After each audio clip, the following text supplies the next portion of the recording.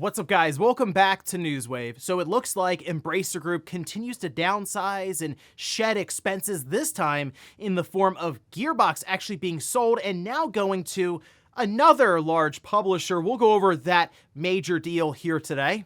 Also, we are going to be taking a look at a bunch of springtime sales that'll hopefully refill that backlog that I'm sure you've cleared out for your PlayStation and your Switch. Oh, and we did get some initial sales numbers for Princess Peach Showtime that I'm sure has good feeling pretty good. So if you guys enjoy these videos, make sure you hit that like button, helps out a ton. And if new here to the Spawnwave channel, make sure you subscribe down below. And of course, members for the channel do get Newswave early and ad-free. If you want to learn more about that, you can click the join button down below this video. And we're going to start today with Grand Theft Auto 6, as there was a report coming out of Kotaku that seemed to paint an unfortunate picture of this game maybe missing its 2025 target and falling into 2026. Well, we can see this posted up over on Bloomberg from Jason Schreier, who says Grand Theft Auto 6 delay report spurs overblown concern. In reality, video games are always behind schedule and risk getting delayed at any time. And I mean, think about the scope, the ambition for Grand Theft Auto 6, it's not shocking that it's going to be kind of messy and look like it's sort of chaotic just about up until it's ready to ship. I mean, that's how it is seemingly with some of these large AAA games, and anytime we get to have a look behind the curtain, whether it's a documentary like Raising Kratos, you do see the chaos in action there and how it looks like the game is just not going to ship, and then it all kind of comes together at the end as almost a small miracle, and it gets out there. And I can only imagine just how much goes into something like a Grand Theft Auto 6. So yeah, there's probably going to be doubt here and there as they go along that it even makes this 2025 release. But as Jason Schreier points out here, there is a lot of stuff going on when it comes to security concerns about remote work. And I mean, that's kind of one of the ways GTA 6 had leaked in the first place, from a Slack channel between remote employees. So again, we'll see with Grand Theft Auto 6, but I do believe it will make that 2025 release, and I'm looking more towards holiday season, maybe September, October 2025. Also, it looks like a game from 2020 that I completely forgot about is getting a, well, current gen, next gen update, I guess, and it's coming to Xbox, and that's Predator Hunting Grounds. Again, I completely forgot about this one, but they put this press release out here as it was screen capped by Wario64.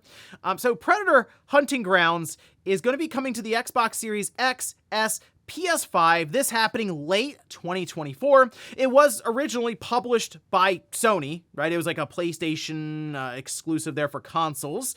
And now it appears that Ilphonic is taking over as the new publisher and pushing it out here to the Xbox, I guess as a way to maybe be able to reinvigorate a live service game like this. But I don't know, it didn't really seem to catch on. I mean, it's cool because it's the Predator, and you feel like that would work into kind of the asymmetrical shooter setup with multiplayer.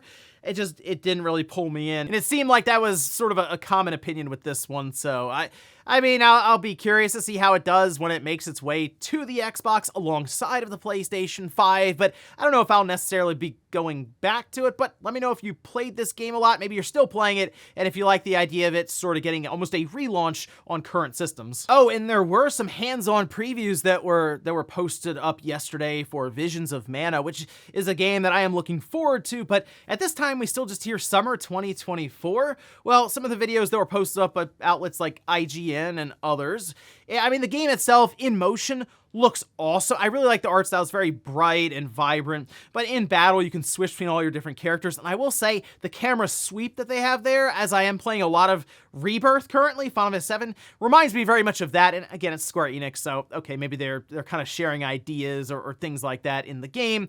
But just the combat, the world, I'm ready for this title to come out. But the fact that they had this demo set up at PAX East does make me think we'll probably see a demo as well at some time.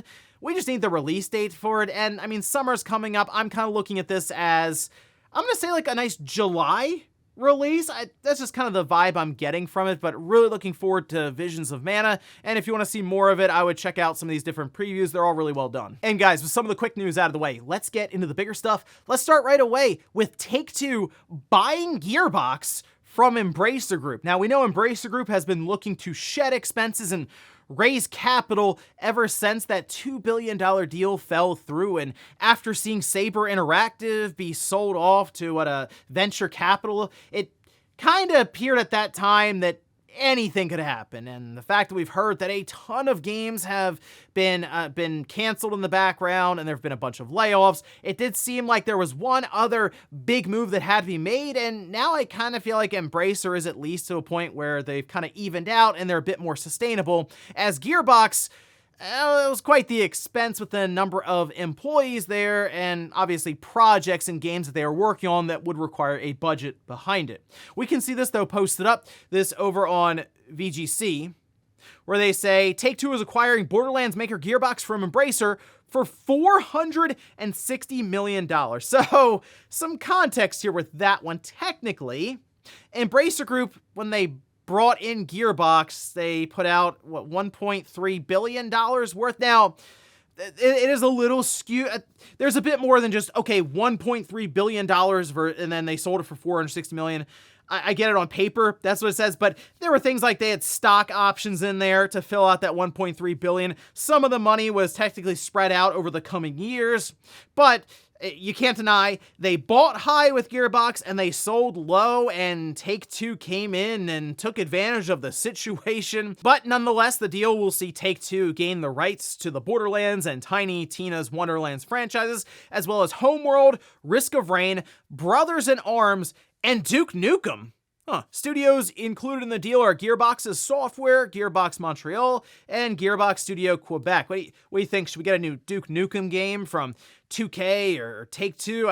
That'd be interesting. I guess they could have some crossovers and stuff with their current franchises, have Duke Nukem show up somewhere in there. Anyway, we do have this quote here from Lars Wingfors, who is the co-founder and CEO of Embracer. Today's announcement marks the result of the final structured divestment process and is an important step in transforming Embracer into the future with notably lower net debt and improved free cash flow.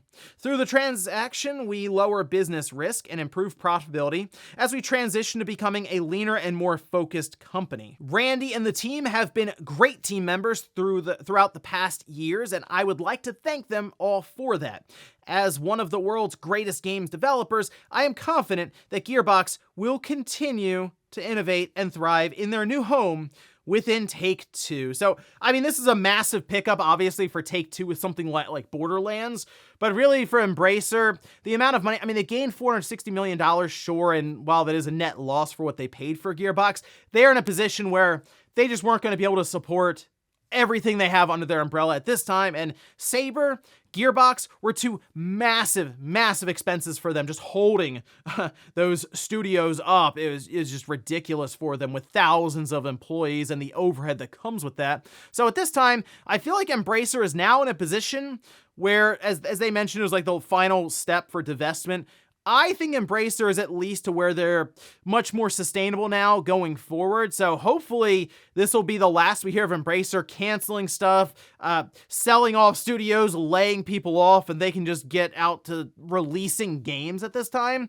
But Take-Two just got a bit bigger there with Gearbox coming under their umbrella. So interesting stuff there. And it does appear, yes, Borderlands 4, surprise, surprise, also in development now, will be showing up under the Take-Two flag, so we'll see how that turns out. Next up, let's talk about some spring sales that are now live for the PlayStation and Nintendo Switch. I know your backlog probably completely cleared at this point, so why not talk about some cheap games you can pick up right now in the different storefronts. And what I did was just go through and make a list of a couple of games and highlights that I picked out, but of course, you can leave some suggestions down below in the comments, and I'll just kind of scroll through the different sales pages as we go over these. So we will start here with the Switch, and on their page, they have these broken up into different categories and different companies that are having their sales, but we'll start with FC24. That is 70% off. I'll just give you the percentages off as we go through. Pentiment, that's 33%. Tetris Effect Connected, 50% off. Bomb Rush Cyberpunk, which is an awesome spiritual successor, we'll say, to Jet Set Radio. That's 35% off. Cult of the Lamb, 40% off. Persona 3 Portable and Persona 4 is bundled together. That's 45% off. Klonoa at 75% off. BioShock Collection, 80% off. Square Enix just put all these older Final Fantasy games on sale with Final Fantasy 7, 8, and 9, 10, 10-2, 12, all of them 60% off. So a lot of Final Fantasy to pick up there cheap. Tactics Ogre Reborn is 50% off. Prince of Persia: The Lost Crown, that's the newest 2D Metroidvania style, that's 40% off. Disgaea 1 Complete, 65% off. Ys 8, 50% off. Mortal Kombat 1 against the newest Mortal Kombat, 50% off. Hogwarts Legacy is 40% off. Return to Monkey Island, 40% off. And then Death's Door, which is a game that I really like and highly recommend. That one's 60% off. Moving over to the PlayStation, Banishers, which is a very recent title, 20% off. Jedi Survivor, it's undergone a whole bunch of patches and fixes. It is in a much better place now, and it's even 55% off. So I do recommend that one. Persona 3 Reload, that's 25% off. Gran Turismo 7, 43% off. Mortal Kombat 1, 50% off. Hogwarts Legacy, 50% off.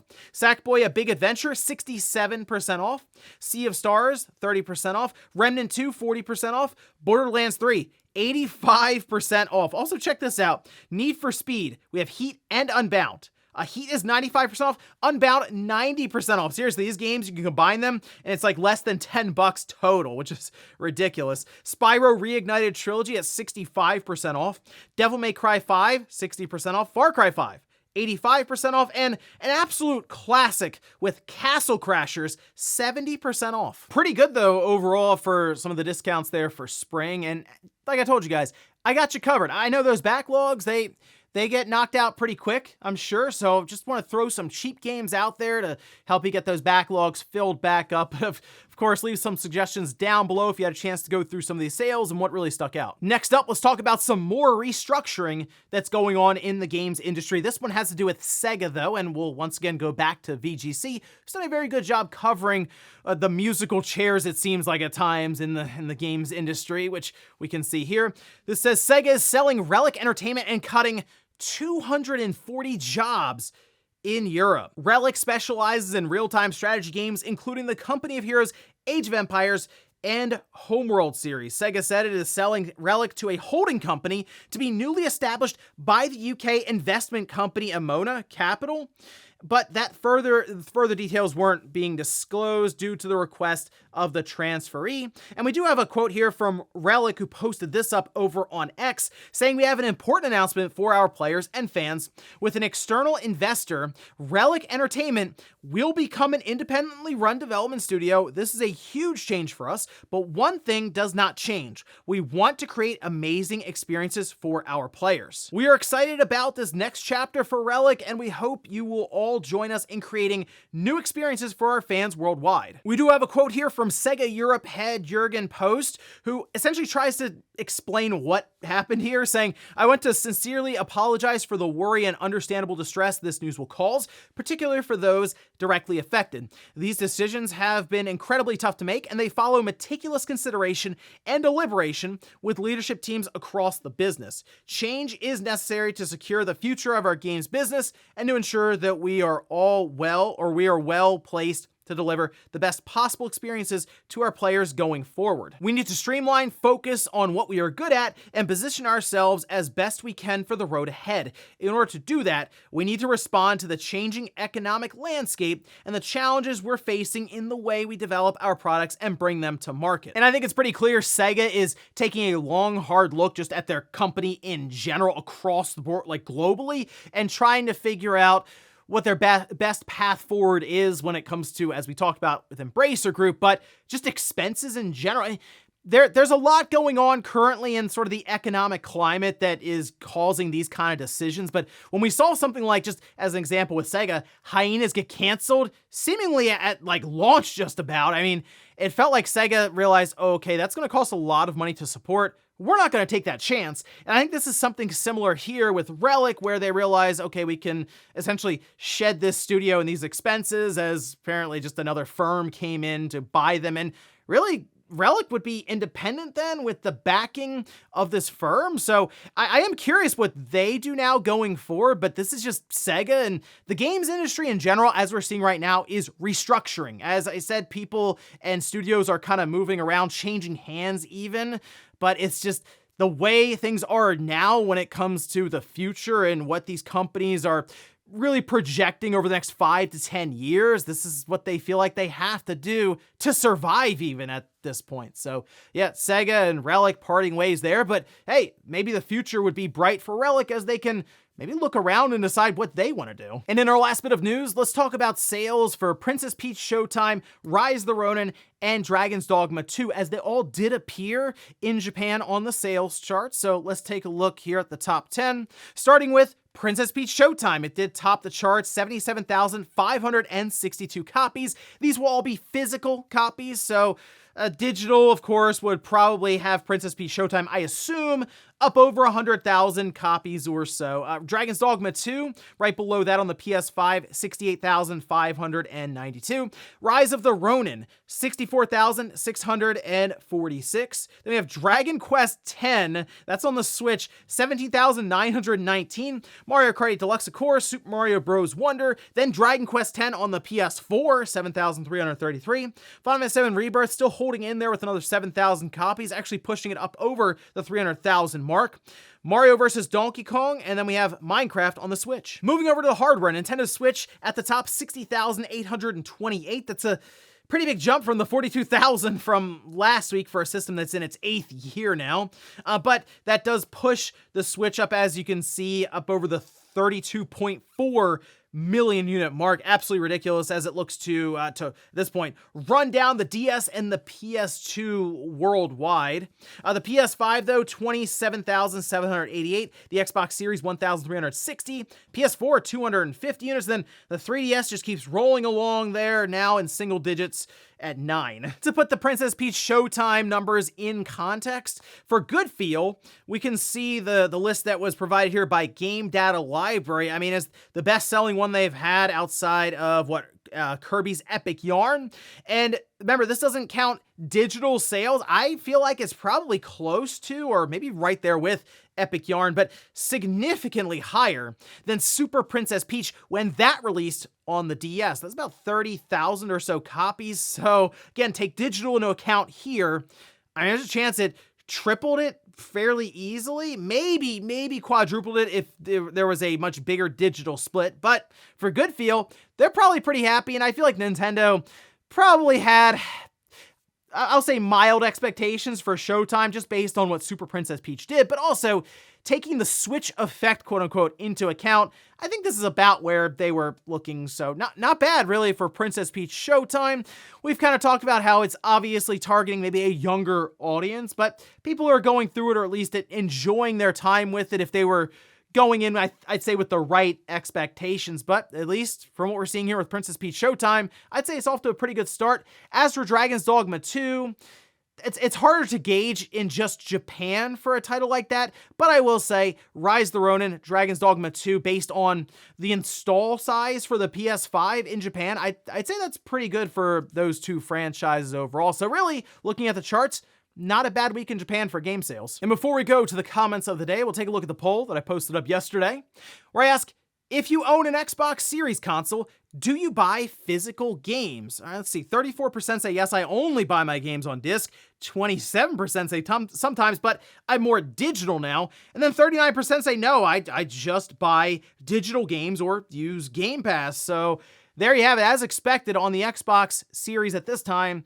Yeah, it's majority digital. And I feel like Microsoft, obviously they have the numbers, but they understand. And I think that's one of the reasons that all digital Xbox Series X is on the way. It's also one of the reasons I think the disc-based Series X will be it'll sort of fade away over the next year and a half. And by the time we start talking about the next generation platform from Microsoft, we'll just be talking about digital. And I think that's how they're going to launch their platform. We'll say holiday 2026 as people are expecting. There's just no physical media with it. And that's just sort of where we are, I think, at this time with gaming. We're still years off for really Sony or Nintendo definitely to jump on board with that, but I think Microsoft is just about ready to go all digital, so we'll see. And we'll finish up with the comments of the day. We'll start with this one here. This is posted up by Maverick, who says if GameStop had retro games on the shelf, it would definitely keep it alive a lot longer. I think it'd be more interesting to go into a GameStop, sure, if there were Nintendo 64 or GameCube or original Nintendo games on the shelf. The issue is GameStop has, thousands of stores, and it's very difficult to rely on the retro section would be finite, right? You have to rely on people trading stuff in or going online and buying games that are already inflated in price. There's just not a wide margin there. You would need people to trade stuff in, and you just really cannot rely on something like that, especially for games that at times are decades and decades old. So I think it'd be fun to go into GameStop and see that. I just don't know if that's something that a billion-dollar company should look around and just completely rely on. They need to figure out something else, something a bit more unique, and I don't know if it's there right now for them. And then we'll go over to a comment from the members video. This is from Pan, who says, Marvel Rivals looks high quality. Curious if it can find and hold an audience, though. I feel like the audience that they'd be able to find for this one would be on PC and mobile. I mean, consoles, sure, like Overwatch 2 obviously still played on consoles, but I feel like if they get the thing on mobile and it's able to take off from there as a free-to-play game and then leverage the microtransactions, that would be able to make this entire thing work for them. And I feel like they will get it on mobile sooner rather than later. It does appear that PC is more or less their testing ground, as they're about to go into closed alpha. So seems like the official release is still well off in the distance, but with Marvel characters, sort of an Overwatch addictive kind of gameplay loop, yeah, I think there is success to be found there. It just really comes down to if NetEase can pull it off. And ladies and gentlemen, that's going to do it here for Newswave. If you enjoyed this video, guys, hit that like button. If not, hit the dislike. Leave comments down below about everything we talked about here today. Well, there's Embracer Group selling off Gearbox to Take-Two. Did that news surprise you when it broke? And then also, what about these spring sales going on for the Switch and the PlayStation? Of course, leave some suggestions down below as what people should be checking out. Thanks guys for watching. Have a great weekend. I'll see you back here Monday morning, 8 a.m. Eastern time for Newswave.